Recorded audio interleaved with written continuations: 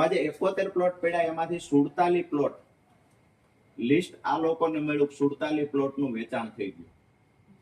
ખરેખર નિયમ મુજબ વેચાણ કરવામાં હરરાજી કરવાની હતી, જાહેરમાં હરરાજી કરવામાં નથી આવી.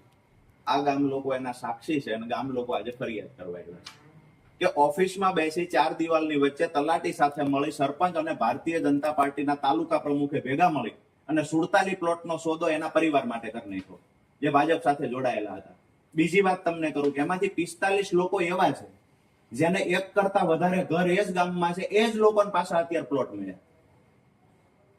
આ ભાઈ વાળા છે, આ સરપંચ જે છે એ વાળાભાઈ છે, એના આખા પરિવારને આમાં 1 2 3 4 5 6 7 8 9 10 11 12 13 14 પ્લોટ એના પરિવારને મળ્યા, જેનો પેઢી આંબો ગામના લોકો અહીંયા લઈને આવ્યા છે. આ એનો પેઢી આંબો છે. એના ભાઈઓના દીકરા, એના પોતાના દીકરા, એના પરિવારના, એના ભાઈઓ, આ બધા થઈને 47 માંથી 14 પ્લોટ સરપંચ જે ભારતીય જનતા પાર્ટીનો તાલુકા પ્રમુખ છે એના પરિવારને મળ્યા, જેના ગામમાં એક કરતા વધારે ઘર છે. આવા 45 લોકો છે જેના એક કરતા વધારે ઘર છે, તેમ છતાંય આજે આ ગરીબોને પ્લોટ આપવામાં નથી આવ્યા. પ્લોટ આપવામાં આવ્યા પેલા લોકો જે ભાજપ સાથે મળેલા હતા. અમારી આપને રજૂઆત ગામના લોકો પણ કરશે. રજૂઆત એ છે એક ડીડીઓ તરીકે કે જો આ જ સિસ્ટમ ચાલશે, તમે ચાર્જ સંભાળ્યો પછી મારે ન કહેવું પડે પણ આજે દુઃખ સાથે કહું છું, સડલા ગામમાં પણ ભ્રષ્ટાચારની ફરિયાદ આવી. અરજદાર છેલ્લા 6 મહિનાથી ધક્કા ખાય છે, એક ઇંચ કામ નથી થયું, 5 લાખ રૂપિયાનો ભ્રષ્ટાચાર થયો છે, હજુ સુધી કાર્યવાહી નથી થઈ. કોણ રોકે છે? આ જિલ્લા પંચાયત પ્રમુખ અત્યારે અહીંયા બેઠો હતો, જિલ્લા પંચાયત પ્રમુખનું કામ છે, એને જ આપેલી ગ્રાન્ટ છે 5 લાખની. મતલબ ક્યાંક ને ક્યાંક સાફ છે. જેવી રીતે બચુભાઈ ખાબડમાં વહીવટ એનો દીકરો કરતો હતો, અહીંયા સડલા ગામના સરપંચે ગ્રાન્ટ લૂંટી છે. જિલ્લા પંચાયત પ્રમુખ, જિલ્લા પંચાયતમાંથી ગ્રાન્ટ ગઈ છે. તો ક્યાંક ને ક્યાંક જિલ્લા પંચાયત પ્રમુખ, ટીડીઓ, તલાટી, સરપંચ બધા સાથે મળીને કૌભાંડ કર્યા કરશે, ભ્રષ્ટાચાર કર્યા કરશે.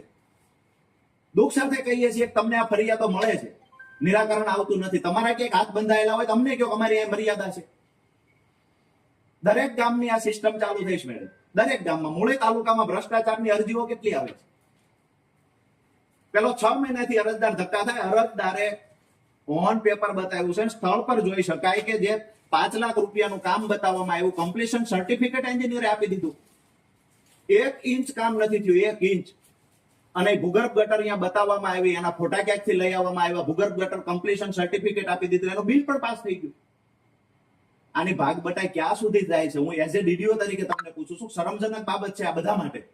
વિપક્ષમાં બેઠા છીએ, અમારા માટે શરમજનક બાબત છે અને તમારા માટે તો ખાસ. તમારી અંડરમાં આ બધા કામ થાય છે અને બધા કામમાં કૌભાંડ થાય છે. આજે આ સોંઠા ગામના લોકો આવ્યા છે મેડમ, જે સરપંચ છે, ગામના આગેવાનો છે, રજૂઆત કરશે. હું રિક્વેસ્ટ કરું છું કે આ ઓફિસમાં અમારે ધરણા પર બેસી અને આ તંત્રને નગ્ન ન કરવું પડે ને, આ ધ્યાન રાખજો પ્લીઝ. આજે ચુડા તાલુકાના સોંઠા ગામે જે પ્લોટ વહેંચણીમાં જે ગેરરીતિ થઈ, ભારતીય જનતા પાર્ટીના એક હોદ્દેદારે પોતાના પરિવારને પ્લોટ વહેંચી દીધા. જે ખરેખર એવા 20 લોકો ગામમાં હતા જેને ઘરનું ઘર નથી, એવા લોકોને હુકમ થયેલો હતો કે એ લોકોને ઘરનું ઘર મળવું જોઈએ. જ્યારે પણ નિયમ કરવામાં આવે પ્લોટ, ત્યારે આ લોકોને પ્રાયોરિટીના ધોરણેથી ઘરનું ઘર આપવું જોઈએ. આ હુકમ થયેલો હતો, તેમ છતાંય સોંઠા ગામમાં 71 માંથી 14 પ્લોટ માત્ર ને માત્ર એક પરિવારને આપવામાં આવ્યા. બાકીના જે પ્લોટ હતા, ટોટલ એવા 45 પ્લોટ છે જે એક કરતા વધારે ઘર ધરાવતા લોકો છે, એમને પ્લોટ આપવામાં આવ્યા. જેની પાસે 2-5 એકર કરતા વધારે જમીન છે, એવા લોકોને પ્લોટ આપી દેવામાં આવ્યા. ક્યાંક ને ક્યાંક જાહેરમાં હરરાજી થવાની જગ્યાએ એક રૂમમાં બેસી તલાટી સાથે મળી ગામના જે હોદ્દેદાર, ભારતીય જનતા પાર્ટીના તાલુકાના હોદ્દેદારની ભલામણથી માત્ર એક રૂમમાં બેસી અને જે લોકો એમના મળતિયાઓ હતા એને પ્લોટ પધરાવી દેવામાં આવ્યા છે. આજે આ ગામના લોકો છે, જેમાં દલિત સમાજના છે, માલધારી સમાજના છે, જેમાં કોળી સમાજના છે, જેમાં દેવી પૂજક સમાજના લોકો છે. આ લોકોની ફરિયાદ છે, જેને પોતાને ઘર નથી, ગામમાં પ્લોટ નથી, 1 વીઘો જમીન નથી, ખરેખર મળવા પાત્ર પ્લોટ આ લોકોના હતા. આજે દુઃખ સાથે કહેવું પડે, ભારતીય જનતા પાર્ટીના જે મળતિયાઓ છે, ગામના સરપંચને સાથે રાખીને પોતાના પરિવારને પ્લોટ પધરાવી દીધા છે. ત્યારે આજે ડીડીઓ સાહેબને રજૂઆત કરવા આવેલા.